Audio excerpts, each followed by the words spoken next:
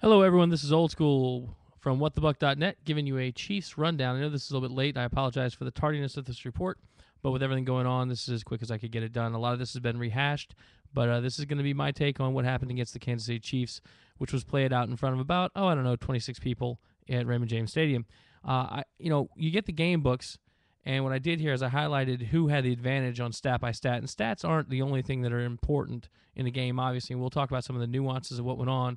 But when you look at what we're talking about here, I don't know if you can see that, Kansas City dominated this game statistically. And I know a lot of the local media has kind of harped on that. They were able to walk the ball up and down the field, and that's never a good thing.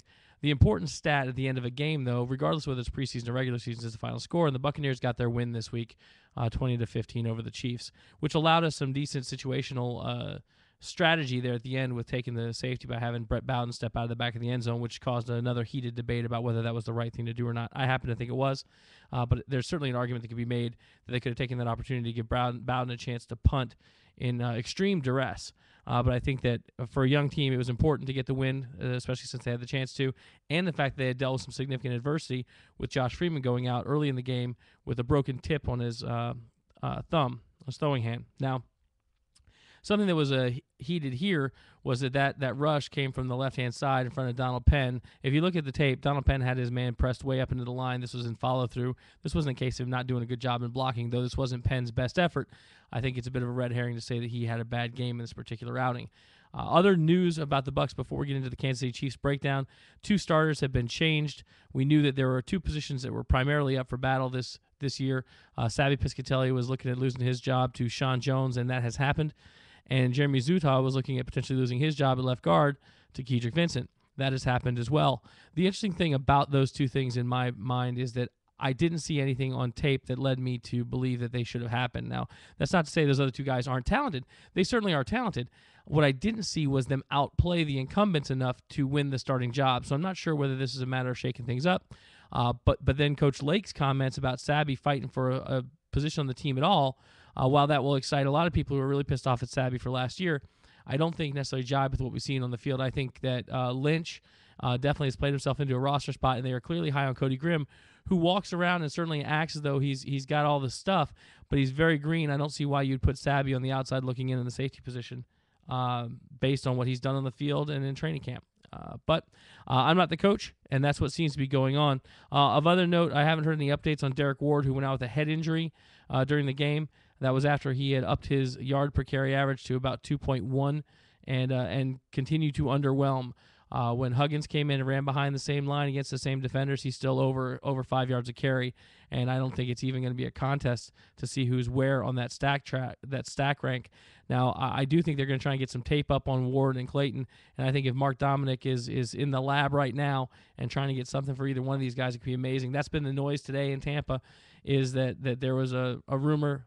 Roy Cummings on I think it was 7:70 a.m. said that a move for Haynesworth for Clayton would reunite Bruce Allen with Mike Clayton and would get us another defensive tackle, which I don't think we actually need, with Brian Price and Gerald McCoy and Roy Miller, and then anyone else behind him, Ryan Sims or Dre Moore, whoever the case may be. Now, do I think that Haynesworth would be an upgrade talent-wise? Yes, I do.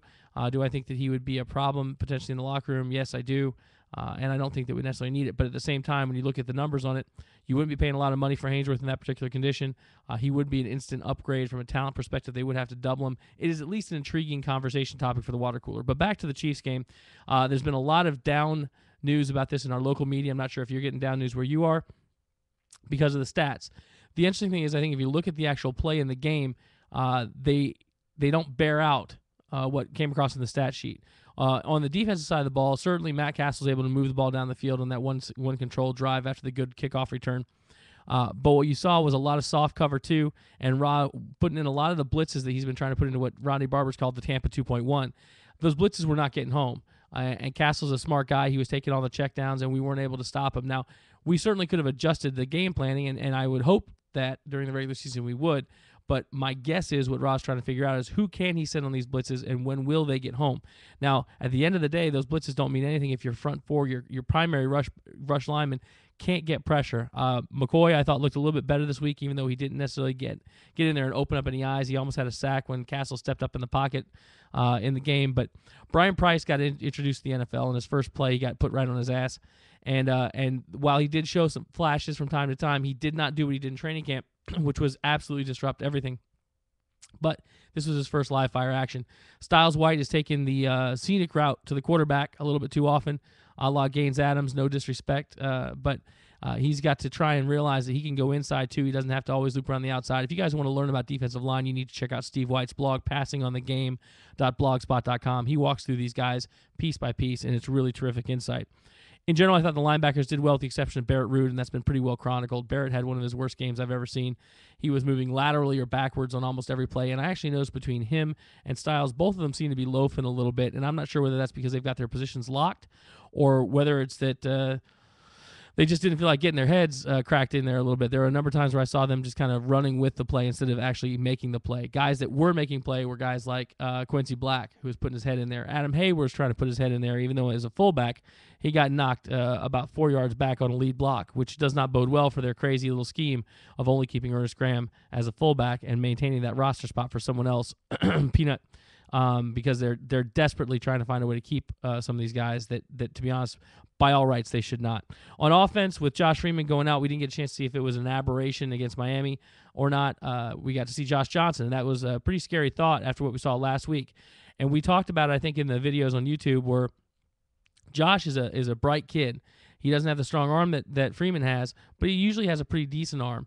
And what he's got to do is be told you cannot go through 4 progressions. You've got to go make your primary read, your secondary read, look for a dump off, and then run. And that's what he did, and he was very effective. Posted a good QB rating. I don't have that in front of me. I'll try and find it as we're talking here. But he was effective. He got the team in the end zone and moved the ball down the field. One thing, I talked about Derrick Ward a little bit, but one of the guys who was helping Josh make those passes, Derrick Ward, while he couldn't run the ball worth a damn, was picking up blitzes very nicely. And that's something all of our backs have to do. It's something we have to see whether Kareem Huggins can do in that 2 spot if he gets a chance to move into it, which I do believe he will. For wide receivers, we got a chance to see Reggie Brown in a starting capacity. He didn't really splash, but Mike Williams continues to impress. Sammy Strouder continues to impress. Aurelius Ben got his first catch. Looked pretty good. I think he's going to be, I've said it before, I think he's going to be a solid receiver. I know a lot of people are not particularly high on him, but I think he's going to be solid once the year starts. What this all means is that Clayton's on the outside looking in. When you look at our stack rank at receiver, you got Williams, Strouder, Brown, Ben, Stovall, and Spurlock.